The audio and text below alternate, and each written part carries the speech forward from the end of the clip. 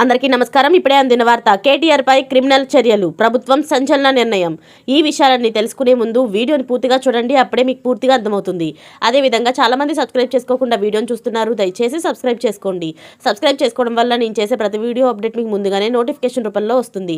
అదేవిధంగా లైక్ చేయడం మర్చిపోతున్నారు, దయచేసి లైక్ చేయండి. లైక్ చేయడం వల్ల ఇటువంటి ఇంపార్టెంట్ ఇన్ఫర్మేషన్ చాలా మందికి రీచ్ చేసిన వాళ్ళు అవుతాం. ఇక లేట్ చేయకుండా వీడియోలోకి వెళ్ళిపోదాం. బీఆర్ఎస్ వర్కింగ్ ప్రెసిడెంట్ మాజీ మంత్రి కేటీఆర్ పై హైదరాబాద్ నాంపల్లి స్టేషన్ కోర్టులో క్రిమినల్ పిటిషన్ దాఖలైంది. కేటీఆర్ పై వ్యాపారవేత్త సూదిని Srujan Reddy criminal petition file చేశారు. అమృత్ టెండర్లపై నిరాధారమైన ఆరోపణలు చేయడంతో తాను కోర్టుకెక్కినట్లు సృజన్ రెడ్డి తెలిపారు.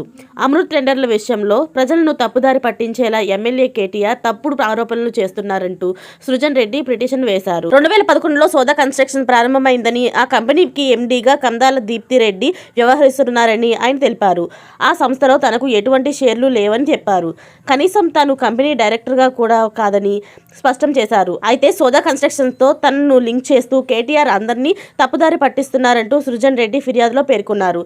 అమృత్ 2లో ప్యాకేజీ 1 కాంట్రాక్ట్ను ఏఎంఆర్ సోదా ఐహెచ్పి జాయింట్ వెంచర్ కింద దక్కించుకున్నారని ఆయన తెలిపారు. జాయింట్ వెంచర్లోని కేటీఆర్ చెబుతున్నట్లు సోదాకు 80% కాకుండా 29% మాత్రమే వాటా ఉందని సృజన్ రెడ్డి వెల్లడించారు.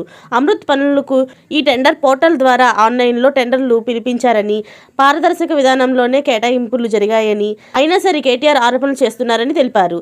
మాజీ మంత్రిగా కేటీఆర్కు టెండర్లు విధానంపై స్పష్టమైన అవగాహన ఉందని, అయినా సరే తన వ్యక్తిగత ప్రతిష్టను దెబ్బతీసేందుకే ఆయన తరచూ ఆరోపణలు చేస్తున్నారు ారని సృజన్ రెడ్డి చెప్పుకొచ్చారు.